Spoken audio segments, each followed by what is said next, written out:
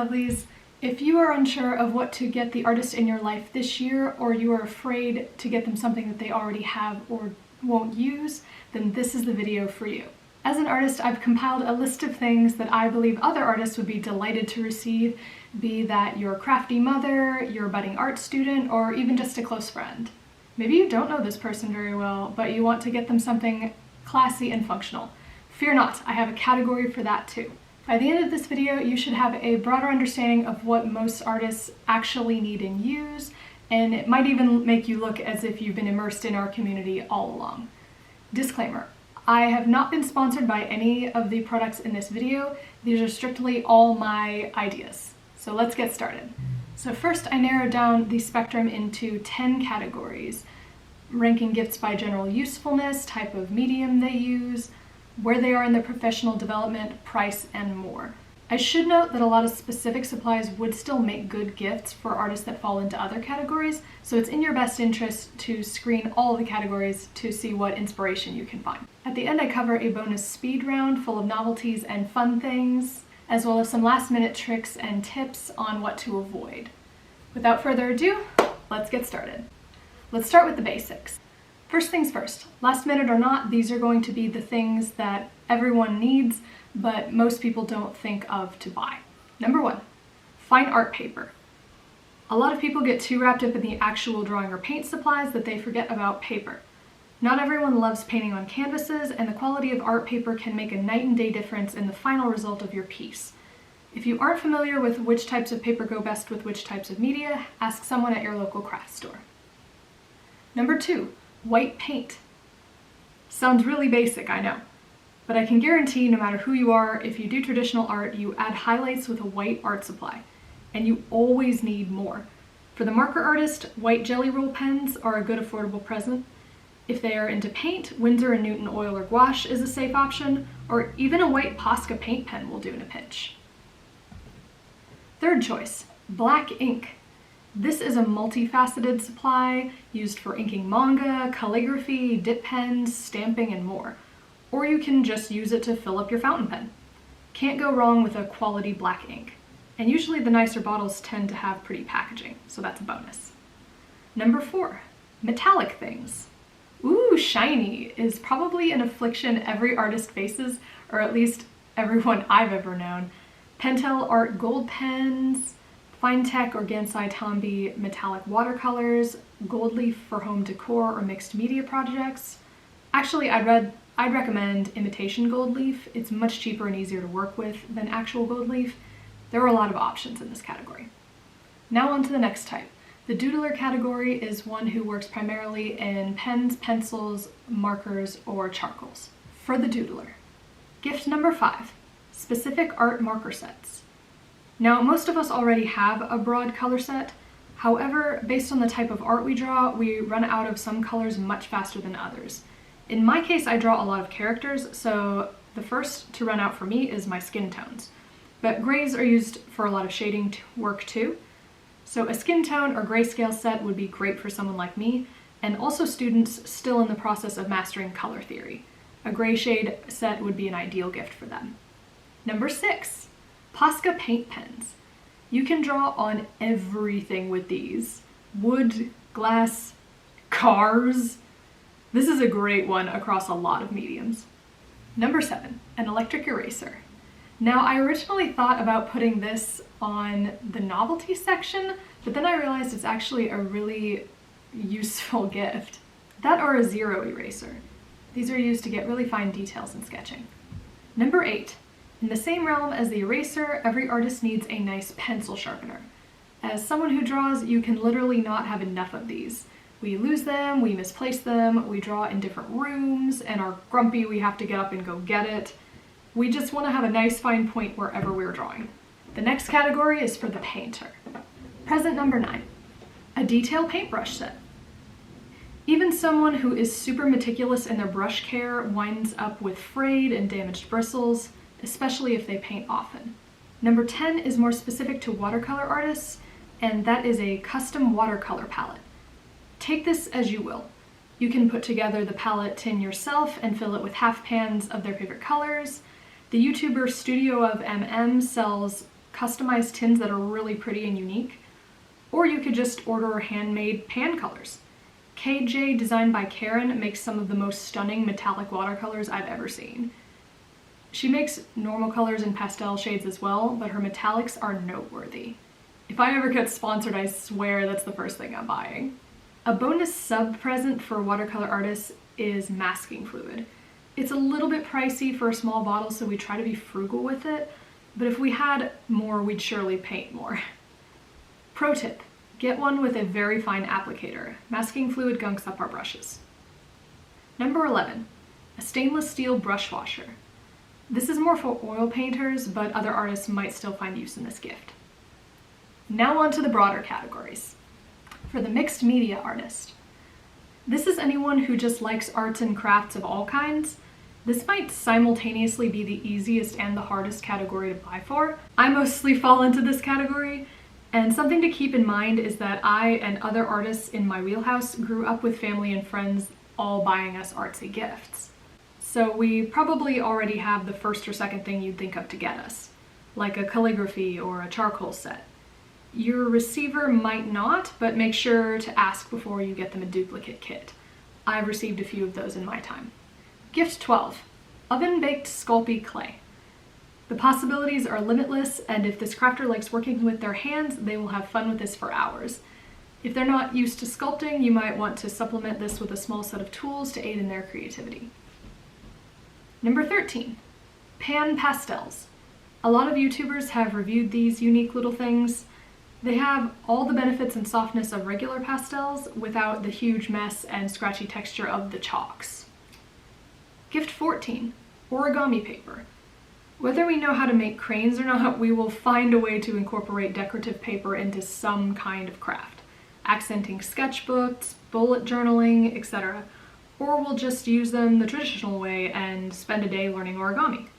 Let's be honest, the longevity of the craft doesn't always matter. You're giving them something to brighten their day and spark some joy, so one-use gifts like this are cheap and easy. If you want to get fancy, you can go with gilded or themed origami papers. Number 15, a wood burning set. This is one of those universal sets, just like a calligraphy set, but I find it's bought a bit less often. This is a good gift to buy before the holidays if they like making wood ornaments or if they just want to try something new. The next category holds a lot of different people.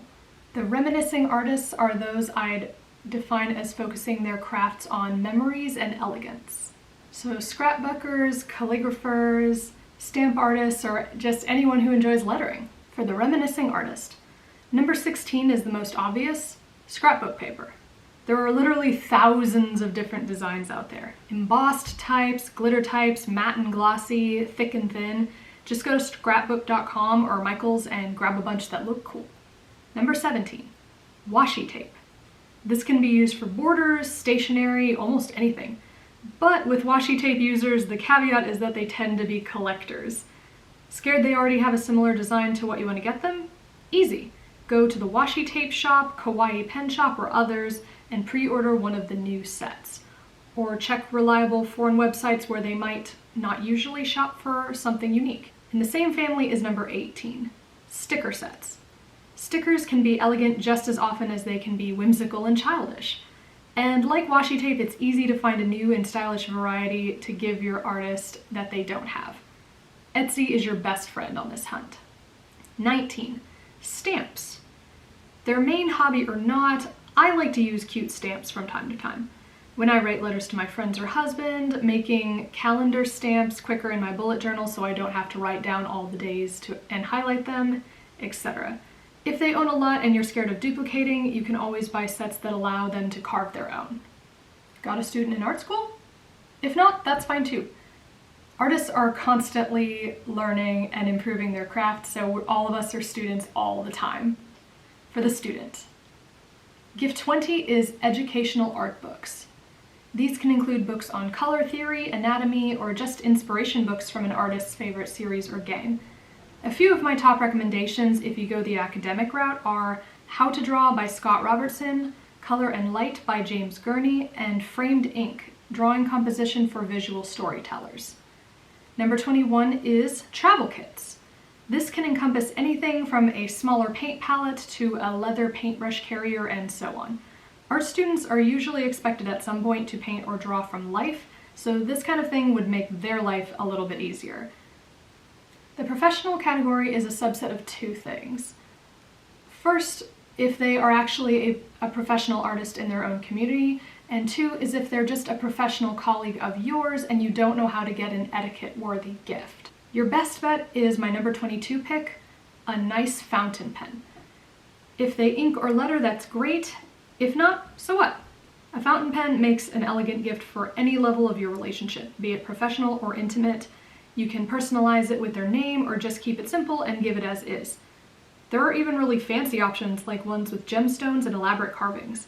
From sheer range of price and customization options, I'd say this is the safest pick for an artist gift. Worst case scenario, it's still a functional writing tool for grocery list or just being a decorative statement on their office desk. Number 23 and 24 are in the same family. The first is a glass dip pen. It's just classy, guys.